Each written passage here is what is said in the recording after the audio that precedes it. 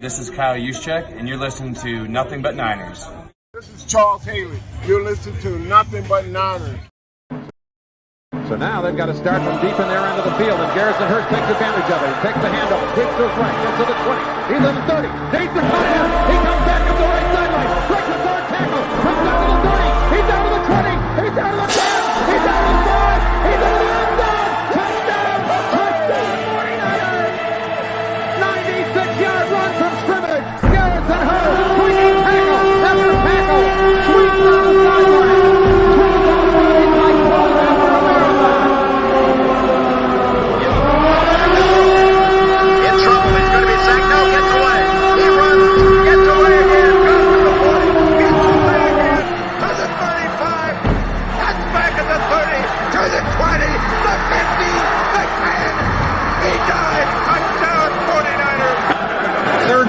Takes the snap. Alex looking down in post, and it's good.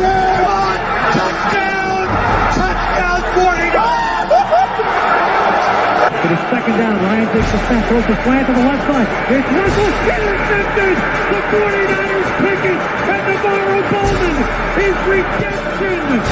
Navarro Bowman running it all the way for the touchdown! No greater redemption! The San Francisco 49ers, we can do whatever we want.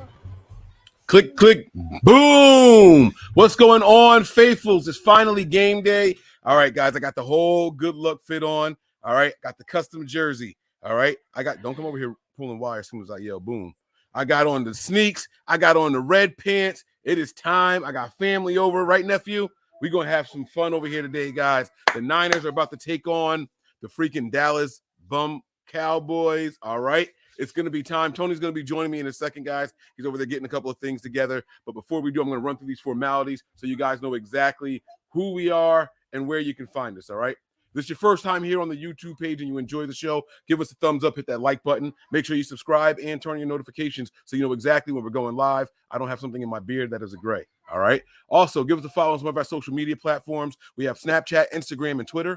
Those handles are Nothing But 9 ERS. That is the number 9, Nothing But 9 ERS. We also have Facebook and Twitch. Those handles are Nothing But Niners. That is spelled all the way out. And guys, for all the action today, man, going down, head on over to Patreon, man. That is where you guys are going to want to be live, okay? I almost got arrested on the last live Patreon show. Make sure you guys get back over there, though. I'm going to keep on dipping and dodging. They're going to have to work harder to catch me, guys. Patreon.com/NB9ERS. And last but not least is our email. If you have questions, comments, concerns, you want to leave show suggestions, anything like that, shoot us an email, nb9ers@nothingbutniners.com. All right. I'm your host. You guys can find me on Twitter, Mike Andrews 83. My man Tony is going to be jumping here in a second. He is NJ Niner fan 499. And guys, listen, man, the playoffs just had a big shuffle. It looks like the Bills are going to go down. Now, the Bills and Niners were my Super Bowl prediction when the year started. I had the Niners getting 13 wins. Check that off the box, right? I had the Bills coming in first or second in the AFC. Check that off the box. But I didn't see Buffalo doing this to them. I didn't see Cincinnati beating Buffalo the way that they are. 7 minutes left in the game, and Buffalo already has no timeouts. That just tells you about the panic that is ensuing right before our very eyes, guys. This is a coach waving the flag. Game is over. Game is over. Timeouts tell you a lot. Who messed up my hats? I'm looking at my background. I'm not seeing what I like. Hold on a second, y'all. Let me get these all straightened out. Get my little Santa hat straightened up over here. Okay, we got a couple more. Let me turn these bad boys around. Too many blacks next to each other. That sounded bad. Hold on a second. All right. Didn't mean it like that. I'm sorry. But it's all good. It's too late now. Ain't nothing I can do about it. Okay. All right. We got the hat straightened up a little bit there. All right. We a little bit better there. There we go. There we go. So, guys, I'm thinking Niners versus Bengals in the Super Bowl. I really am thinking Niners versus Bengals in this upcoming Super Bowl. Maybe I'm crazy. Tony, man, you got to tell me. What you think, man? Niners versus Bengals in the Super Bowl? It's a possibility. Sorry, I wasn't here at the beginning because my phone has not stopped ringing. Hey, bro. So I had to take these calls. It's very important, but it is a possibility. I mean, the Bengals are such a weird team. They're a team that doesn't blow you away, but they're just solid at every aspect of the game. And that's why we're seeing what we're seeing right now, to be honest with you. Yeah. Yeah, nothing special. Nothing like I can't say nothing special. They probably have one of the best wide receiving cores in the NFL. They have 3 number 1 wide receivers. I think that's fair to say. I think that those guys on different teams will be number 1 receivers. But it's not like the pass game is like their end all be all. So it's kind of interesting how things are playing out, man. Tony, man, let's jump into this 49ers and Cowboys game. The final game of the divisional round is about to kick off in about 45 minutes. Okay. I am not getting any juice. There we go. All right. Laptop is now officially plugged in. All right. The final game of divisional rounds of playoff is about to kick off in about 45 minutes. And I need to know if you're nervous, Tony. You got to talk to me, man. How you feeling over there? To be honest, my mind's not here. Okay. So I'm feeling. I honestly feel if they control, I think they're going to win the game. But of course, we've been scarred previously. But this team's different. This team's like on a mission. Every time they step on the field, it's business, and they just get off the field. They do what they do. But I'm going to say this. I think the defense needs to show up for all 4 quarters. They cannot have any down times. And I think if we dominate the line of scrimmage and our defense shows up, I can't foresee it being an issue this game. And it's not disrespect to the Dallas Cowboys. I think the Dallas Cowboys are a great team. But I'm getting a lot of the notion of just because they beat Tom Brady in the playoffs, it means like this team is for real. But the promise team. Let's take it back a couple weeks where the Niners beat the same team, the Buccaneers, gave up less points. So I'm tired of the notion of just because what they did, they won that playoff game, like they think like it's for real now. Yeah. But yeah, that's it. I'm sorry. I'm rambling. No, you're good to go, man. You were good to go. So we're gonna go through these inactives really quick. Let's start with the Niners one, all right, because that's a little bit, in my opinion, that's more important than the Cowboys one. We want to know who we're working with and who we're not working with. So I'm going to pop that graphic up here on the screen now. And Tony, will you tell me what stands out to you about this inactive list for our San Francisco 49ers today? The names are as follows. Jimmy Garoppolo, Ambry Thomas, Drake Jackson, Ty Davis-Price, Tyler Kroft, Nick Zakelj, and Alex Barrett. Okay. Real quick, we know the status of Jimmy Garoppolo. The second one, Ambry Thomas, we know he's banged up. And just by the Niners showing that they activated Janoris Jenkins to the 53 explains that one. Drake Jackson, still confused about. Ty Davis-Price, I understand. Kroft is a little bit of a shocker because he's been getting the majority of reps over Dwelly previous games, but I don't know maybe if he has a slight injury or what the situation is with that. Nick Zakelj, it's not a shocker. Alex Barnett, they wasted a spot to bring him up, and they didn't activate him. I would have loved to seen Teray, especially – don't write on that one. I would have loved to seen Teray, especially with the inactive of Jackson, or I would have liked to seen the kid DeWarmorth, the defensive tackle they just picked up, who played lights out when he had reps on the active roster and solidified the interior of that defense. Because don't think for 1 minute Dallas is not going to test that. Yeah, I agree, man. I don't understand a couple of things, but huh? No, I'm sorry, Anthony. Oh, yeah. I didn't understand bumping Alex Barrett up and then Barrett. I'm sorry. I don't know why I keep saying Barrett. Alex Barrett up and then not activating him. They do this often. Maybe it was a game time decision on someone else, maybe. I don't know if that's a possibility. I was actually puzzled by Tyler Kroft being inactive. I know this is someone that the Niners have been wanting to take advantage of, but this is also a good sign for Ross Dwelly. They want to go with some people with a little bit more time in the system. Maybe we're going to see a little bit more intricate plays coming out of Kyle and his play calling on the offensive side of the ball. Nothing else really surprised me. Ty Davis-Price being inactive. They're going to go with their other running backs, and there's really no need for TDP to be out there when you have Christian McCaffrey, Mitchell, Debo are all going to be ahead of him as far as ball carriers. And then they even have Jordan Mason, who gives you something on special teams. So there's just no need for TDP to be active. Drake Jackson being inactive is a little bit disappointing to me because I've been talking for a while about the Niners needing some help with the pass rush. Now, Tony, a lot of people gave me a lot of sugar honey iced tea for that. I want to get your thoughts on it. I said that the Niners need to be a little bit more consistent with their pass rush other than Nick Bosa. Am I wrong with that? No, you're right. And like we constantly said, like, we're missing another piece at the edge. Like Jordan Willis is doing a great job.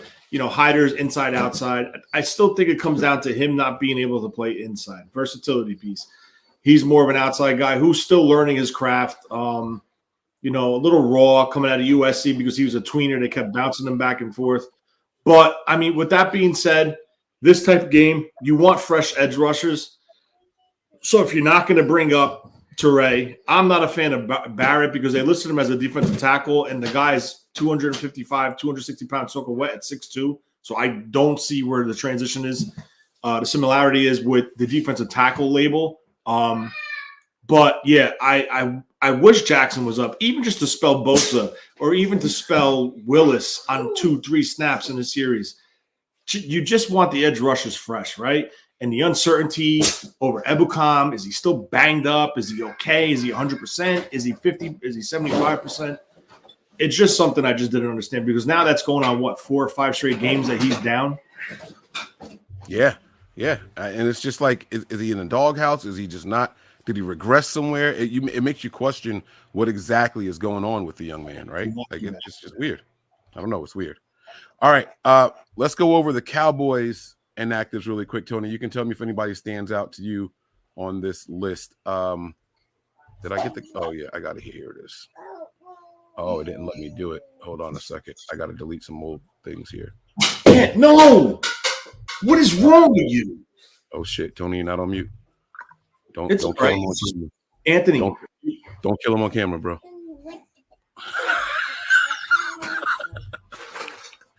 All right, here we go. The inactives for the Dallas Cowboys. This is a list, man. Jason Peters, Will Grier, Jabril Cox, Jalen Tolbert, Peyton Hendershot, Quentin Bohanna, and Deshaun Wright. It says at the bottom here, Jaron Curse is active. Jaron Curse is active as he promised. So Tony, I need to know, man. This is a hell of a list right here. Is there anybody that's on this list? Maybe their absence is something or someone that the 49ers can take advantage of when looking at this list here. I mean, the only person I really see is Peters. They were using him as one of the interior guard spots, I believe, or the right or left tackle spot. I don't know. But they're going to go with a rookie, from what I read, at left tackle, which is probably going to be facing Bosa. And from what I heard, they flipped Smith to right tackle, if I understood what I read correctly. And that's a matchup with Omenihu. And Omenihu gave him a fit last time. Mm-hmm. So I don't know where we're going with this. I don't know where they're going with this. But, I mean, if that's what they want to roll with, you have to respect their wishes and go with it. So we're going to see how it works out. All right, man. So I want to play a fun game here. We're gonna try to change up the way we're doing our normal pregame shows, man. Tony, we got a couple of images we're gonna go over and talk about. Then we're just gonna do a quick comparison. We're gonna compare all the positions, quarterback versus quarterback, which team wins. We're just gonna run down. We'll explain why. But I think this weekend I had like an epiphany that you've probably been saying for a really, really long time. I know Terra Dome said it for a while, but I was thinking about Dak Prescott versus Brock Purdy, right? And if you ask me, I would take Dak Prescott. Okay. But it's not just Dak Prescott versus Brock Purdy. It's Brock Purdy in this system with this coach. That's a big, big difference, right? Like, isn't that like you can't just say which guys like so I've been hearing everyone say, oh, all the draft guys are going back and looking at their film and looking at their grades on Brock Purdy and how do they miss? But I don't think it's just Brock Purdy that you evaluate. When they're watching film now and they're watching his success, it can't just be look at what Brock Purdy's doing, because he wouldn't do this everywhere. He wouldn't do this anywhere. No. Or would he? Do you think he would? Because I don't. I mean, I don't know. We can't answer that because what we're seeing is what we're seeing with this team. So, and this play caller and this system. So, it's kind of hard to answer that question right now. But I mean, as far as if you're going to compare the two and who would you rather have, obviously you can't. If I'm going to compare him, I'm going to compare him over how many? This is 7 in a row for Brock, I believe. Mm-hmm. I'm going to compare over the last 7 games. That's just me because it's fair. 7 your last 7 versus your last 7. And, people are going to say, well, that's not fair. Well, why is it not fair?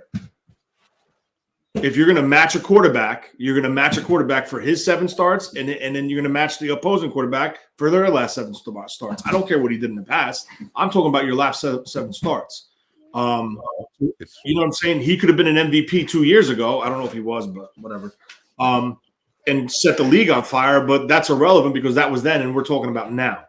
So I honestly, and I'm not saying it's because I'm a Niner fan, I'm going to say I would go with Purdy because Purdy's turned the ball over less. I understand as far as a skill set standpoint. Wow, they just turned the ball over again. Whew. Yeah, I told you they were desperate. Clearly, the 49ers are ahead as far as names on the roster and production on the field over Dallas. I mean, come on, I don't. It's not a knock against Dallas, but Schultz is a great tight end. He's not better than Kittle as an all-around tight end. Bryant is a phenomenal receiver. Not Bryant. What did I think of Bryant? What's his name? You're talking about CeeDee Lamb. CeeDee Lamb, phenomenal receiver. But if you're comparing whole units, I think the 49ers have the better wide receivers. If you're comparing running backs, I think the 49ers have a slight edge in the running back department from, all 5 or whatever you want to compare it. But I just feel like it's not a knock against Dallas, but talent-wise, I think the roster is better in San Francisco than it is in Dallas. Now, the defensive line, they're coming from you from every angle. But we're just going to stick to the quarterbacks. If I would pick, I would go Brock Purdy over the last 7 starts. And that's how I'm comparing them, over their last 7 starts. Oh, it's funny you say that. I happen to have their last 7 starts. Some stats from their last 7 starts here. Oh, shit, wrong guys. There we go. All right. So, since week 7, right? Is that where we are? Is that how long it's been? No. That's not right. That is not right. That was with Jimmy. That's right. That was definitely with Jimmy. I can't do the last 7. I don't have it here. Damn. Well, let's do this anyway. This is since week 7. This is when the Niners had McCaffrey, his first game there, and this is when Dak Prescott came back. So you can see the records here. The Cowboys in that stretch went 9-3. The Niners went 11-1. Points per game. Cowboys 32.3. The Niners 30.8. The point differential, though, is something that you should really pay attention to. Plus 10.8 for the Cowboys, plus 13.2 for the 49ers. Tony, what is this graphic like? What stands out about this graphic to you? What'd you say? I'm sorry, I didn't hear you. I said what stands out about this graphic to you? That Dallas has the better points per game. But the Niners also played what lowered their – well, hold on. You got to take into consideration that there was, 3 games where they sat down where they could have put points up, right? Yep. So you have to take that into consideration. It's not an excuse. And I'm not saying Dallas is not a good offensive team and they're not a good team in general. But what I'm saying is you're coming at me with a 4-year starter. What is he? 5-year starter, right? Dak? Oh, Dak. Yeah, 5, 6. He's a 5 or 6 year starter. He has experience in the league. He was a former 4th round pick, thrown in the rain similar to the way Purdy is. And look at the opposing opponents. Look at the opponents in that stretch. The Niners played Seattle. They didn't punch it in. There was 2 other games they didn't punch it in. So right there, that's 21 points where they could have easily added onto that total. Now, does that swing the difference in the points per game stat? I don't know. But clearly, there's a lot of context to this, but it is what it is. House is a good team. Yeah. Yeah, and it would be very interesting to see what they look like with the Niners with Brock Purdy. They've only had 1 game with 21 points. Everything else has been in the 30s. So I think it would also drastically skew those numbers. The Niners are averaging almost 36 points a game now or something like that. So it's pretty nuts. It's pretty nuts, man. Let's talk about this.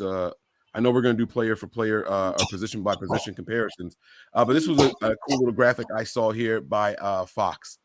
It says here Michael Parsons versus Nick Bosa. All right, sacks, Bosa gets the edge there at 18.5. The Parsons 14.5.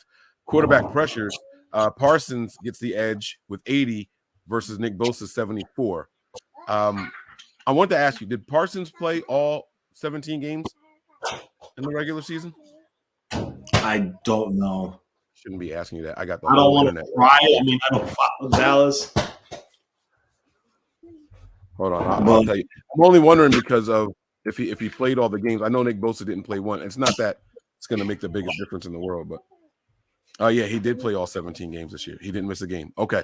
I was just looking at that number. All right, and then the takeaways, Parsons has 3, Bosa only has 1. And then tackles for loss, Parsons has 16, while Nick Bosa has 20. Anything about this graphic? I mean, this is good. This is what we're here for. This is the matchup. These are the guys that we want to see. We want to see the stars shine on the biggest stage, right? Like that's why we're here. Anything about this graphic stand out to you, or is this just yeah? Let's go ahead and get to it. No, I mean, listen, they're both phenomenal players, right? My thing is, if you're talking about a true edge rusher, a true edge defender, a defensive end, the edge has to clearly go to Nick Bosa because of what he does and how he plays the game.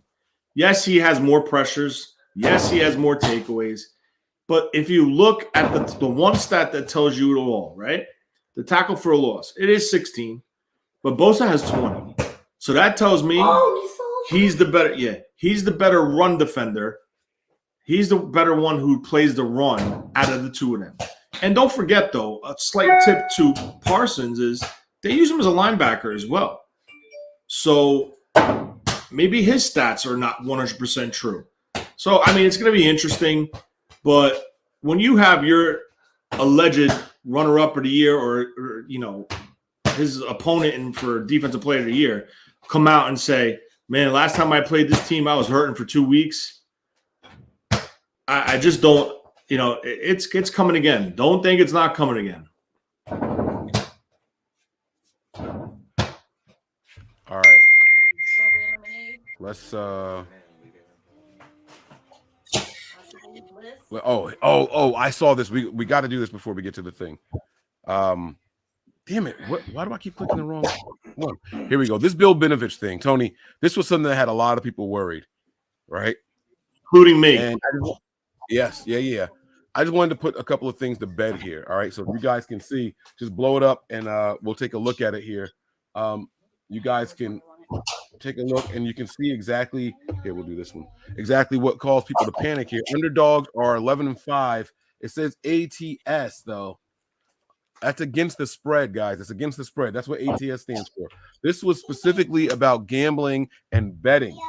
This is what set a lot of people off. We heard the whole story about the Vegas doesn't want San Francisco to win, but I think they mean cover. There's a big difference. They don't care about the outcome. They want us to be as close as possible. And whoever wins, wins. Underdogs are 11-5 against the spread in Vinovich games this season, making him the most profitable ref for underdogs this year. Since 2018, dogs are 50-32-1 against the spread in 61% of his games. That's kind of telling you something. His games are usually close. In the last decade, road teams are 83-64-3 against the spread in his games. Vinovich hasn't been a good sign for the 49ers. They've lost 3 in a row. SU in 4 of their last 5. I don't know what SU, including the 2020 Super Bowl versus Tampa Bay. I don't know what that has to do with the 49ers because the 49ers didn't play Tampa Bay in Super Bowl. I don't know what that meant.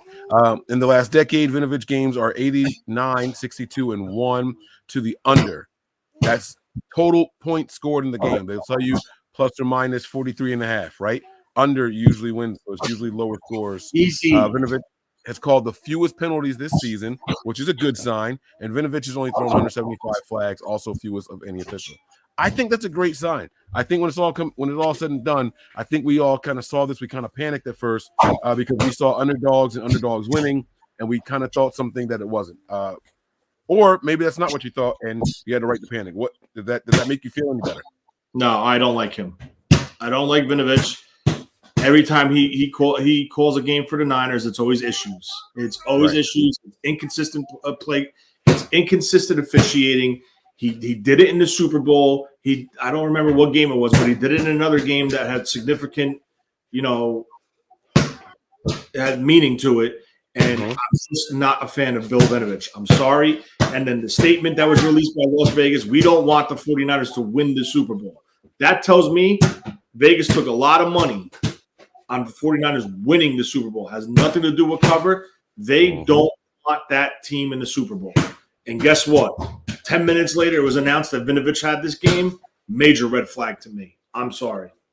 I think that's just the way I see it. For Vegas to announce something, then the league announces something, and then voila. All of a sudden, now they try to back it down and show those stats. Not a fan. Not a fan of him. Not a fan of his crew. All right. Hey, look, I tried to make you feel better. I understand it. It's all valid. Everything you're saying, you got your reasons. I was just trying to help people, just breathe a little bit easier going into this game. We got enough to be nervous about. The stands are packed, man. The faithful are on their feet right now, man. The guys are just out there warming up. This is the time when people are supposed to be at the concession stands. And wow, are you looking at this live? Are you seeing this? I see Bosa. Okay, yeah. Like I don't know what channel you're watching. I got Kittle over here embracing his family and everything. And wow, oh my God. Whew. Oh, I'm getting excited, Tony. I'm getting excited. All right, let's do this real quick, man. Let's run through just position by position, and you tell me which team has the better position group, okay? Let's start with quarterback. Just position group, not team, not play caller, anything like that. Let's do quarterbacks. Quarterbacks. Well, obviously, listen, I know what I said about comparing 7 for 7. Clearly, Dak Prescott has a lot more experience than Purdy. But, the Niners are my team. I'm rolling with Brock. I was huge on him once he came out in the draft.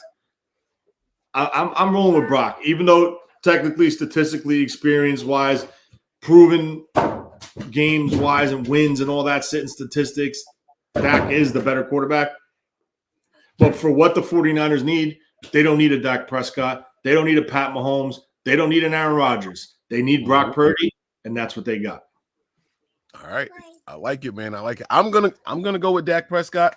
I would take him over Dak. I just think I would take him over Brock Purdy. I just think he's a better quarterback in general. But different strokes for different folks. It's all right. The other let's go with the running back. Now, the running backs, because this is all by committee. They have Ezekiel Elliott, they have Pollard. The Niners are good. You have to count Christian McCaffrey, you have to count Elijah Mitchell. Are you counting Deebo Samuel when you talk about running backs? Because I'm not. All right. No, I do not count Deebo as a running back, and I still think the Niners have the better core of running backs. I think anytime you could align McCaffrey, you have Mitchell. And listen, I know Mitchell's track record is not good. I know he's been banged up, and I know he misses a lot of time, and he does have an injury history. But when the guy's on the field, which he was last year in the wild card round, Mitchell gave him fits. Right. Mitchell's the number 2 guy now. McCaffrey's the number 1 guy. I think, in my opinion, pick that up too, Ant. In my opinion, I think the Niners have probably one of the deepest backfields. And then no one's even bringing his name up because of who we have up top. Jordan Mason, the closer. Yeah. I take our top 3 versus their top 3, and that's just my opinion. And again, it's not a homer thing because I'm a 49er fan. I'm looking at production. I think the Niners have the better group of running backs. Listen, my name is Michael. Y'all know I ride for guys from Jersey, guys named Mike. But it's the 3 M's for me, man. It's Mitchell, it's McCaffrey, and it's Mason. It's not that's it. We have the better running back room. I don't care. They could try to spin it however they want. They could talk about explosion. Or I saw the stupid tweets by that kid, that guy. I don't even, I'm not worried about that. All right. Let's go wide receivers. Wide receivers, and I don't think this one's close either. God. What? You're hesitating? This is not close. It's the Niners wide receivers, bro. I do. Listen, I think CeeDee Lamb's a hell of a wide receiver. I really do. Really good. I think Gallup could be a good wide receiver in the right system. I mean, they traded away Amari Cooper and thought Gallup was going to be as productive, but for a cheaper price, and it didn't work out. I love Gallup coming out of Colorado State, but it is the Niners. Yeah, I agree. Hey, does Fox come with YouTube TV? Yes. It does? That's what I'm watching it on now. I don't even know how to use YouTube TV. I don't know how to click it. I don't know how to do any of that stuff. You just upload the app. Well, you need either a Roku stick or a Fire stick. On my laptop? No, the TV I'm talking about. I see what you're saying. Okay, I got you. All right. So you went with the Niners, though, right, for the wide receivers? Yeah, and this is nothing away from CeeDee Lamb, but unit for unit, it's got to be the Niners, in my opinion. Okay. Now, offensive line. This is one that it's hard for me to take my bias out of. Listen, I think as old as Peters is, I think Peters is a better player than what – I think Peters is a bigger loss than what people are making it. I will tell you this. As of lately, the 49ers offensive line is considered a line, I think. They're playing at a very high level. You have Banks back. He's healthy. Made it through last week. No issues. Knock on wood. Trent Williams is doing his thing. You got Burford at the right guard. You got McGlinchey who struggles. And what we got to worry about today is McGlinchey don't have the mental lapses and the mistakes and the penalties versus this team. Because I'm going to tell you right now, they're gonna go there. You're going to get Fowler. You're going to get Parsons. You might even get Jackson or Lawrence, DeMarcus Lawrence. They're going to come at him on that side. And he's got to be ready for it. Now, let's talk about what Kyle does. He does it versus Aaron Donald. Kyle has the ability to take away the aggression of the defense or the aggression of a player on their defense who is considered their best lineman. So, with that being said, look for Kyle to scheme the offense to go against Parsons and that edge, their aggression. It's going to happen. So, I like what the Niners are doing on the offensive line. And the most questionable piece, right, going this season was the center. It was, yeah. He's an alternate to the Pro Bowl. Jake Brendel, shout out to him, keeping the unit together, pulling the protection, and playing at a pretty damn high level, in my opinion.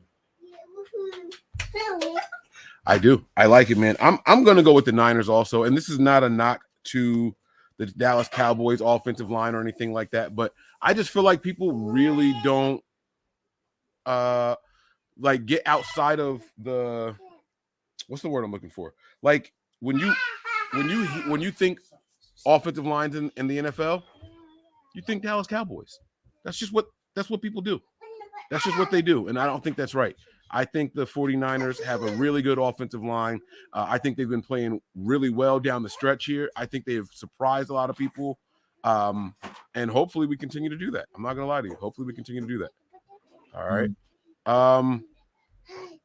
Let's do tight ends really quick. George Kittle, is he coming alive? Is he not? We don't really know how we feel about that. What do you think? I think Kittle's back. I really do. I think Kittle's back, and I think it's funny how he emerged once again with, and this is a key word, with the change of the quarterback position. So with that being said, I think Kittle's going to have a big game today. I really do. And I know what Dallas is saying. Dallas fans are saying Curse is going to shut him down. Listen, I think Kittle's going to have a damn good game today.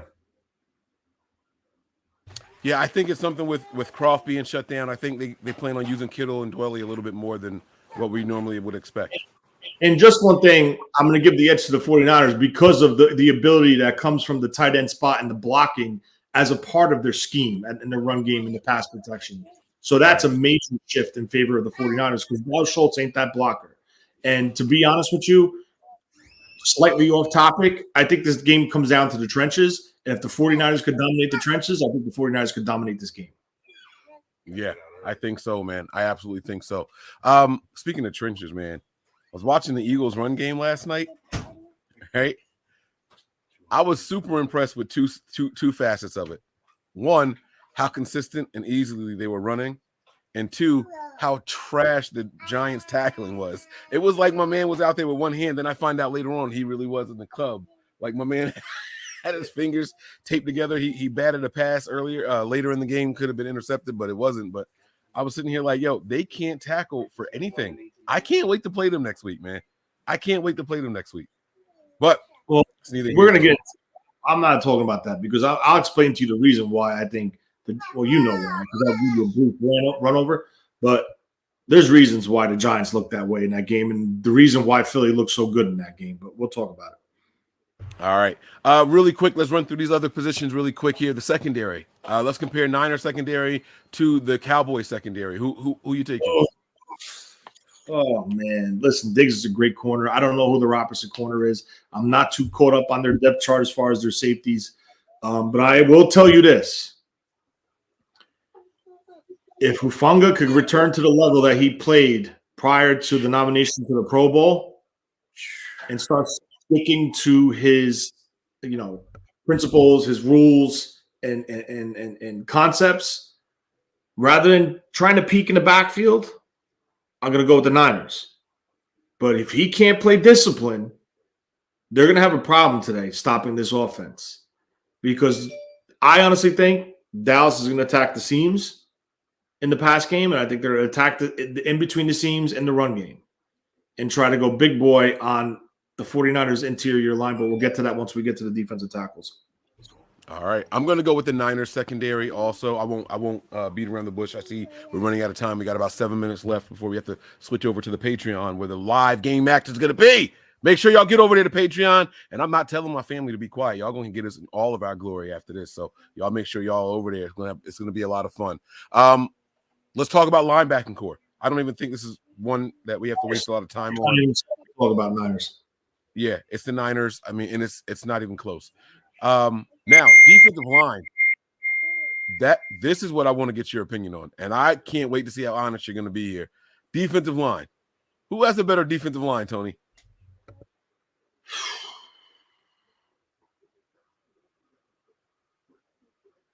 Lie and say the Niners. Lie and say the Niners. Dallas has a damn good defensive line. Yes. Listen, it's something that it's very tough for me to admit. I think the best defensive lineman in this game is Nick Bosa, but I'm going to tell you, as a unit, we're grading this off of units. I'm going to have to give the slight nod to Dallas. I almost said Denver.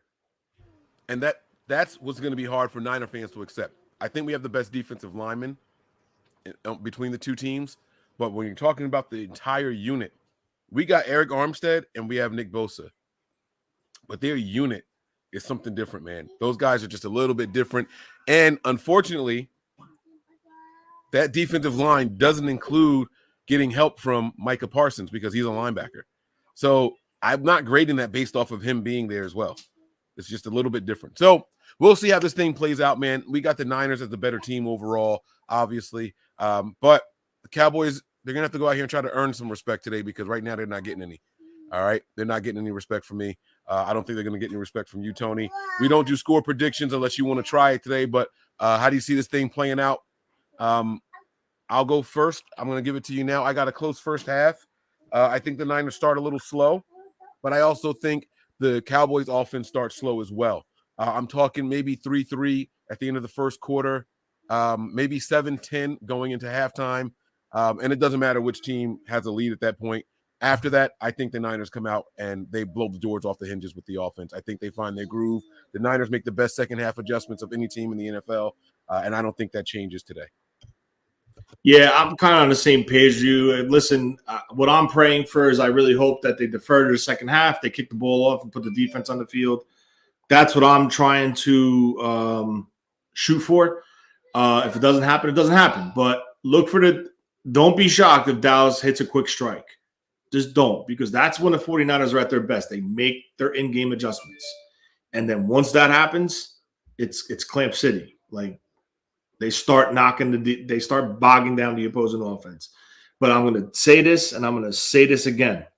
If they're not disciplined on the front line in their rush lanes, if they're not disciplined in the second level of the defense, we're consistently looking in the backfield, and in the secondary by looking in the backfield, this could be a lot harder than what the 49er fan base wants to know and think that it could be. Because I'm just going to be honest with you, they have to play discipline.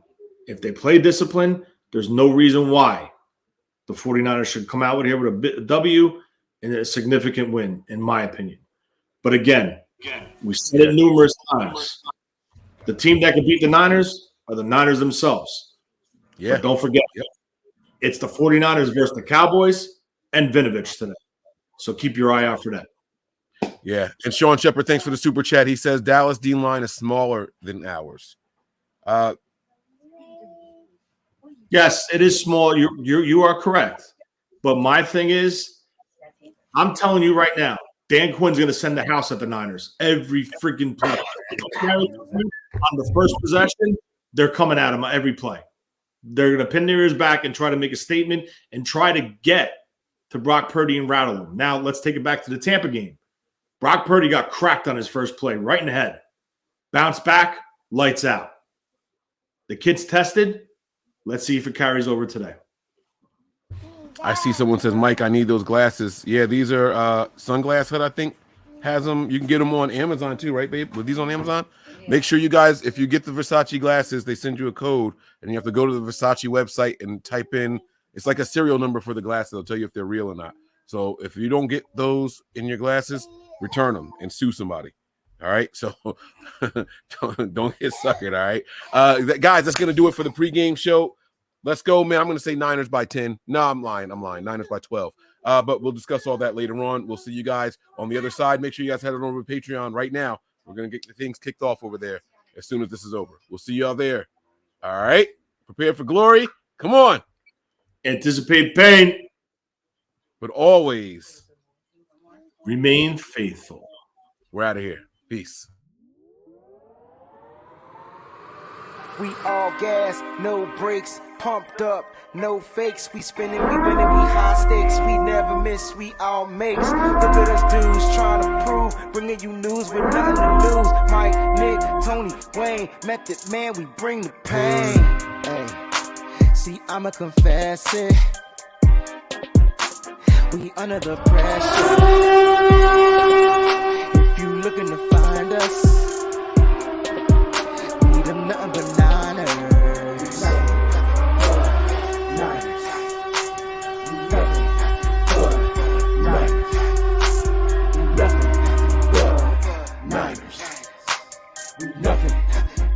We them nothing but Niners.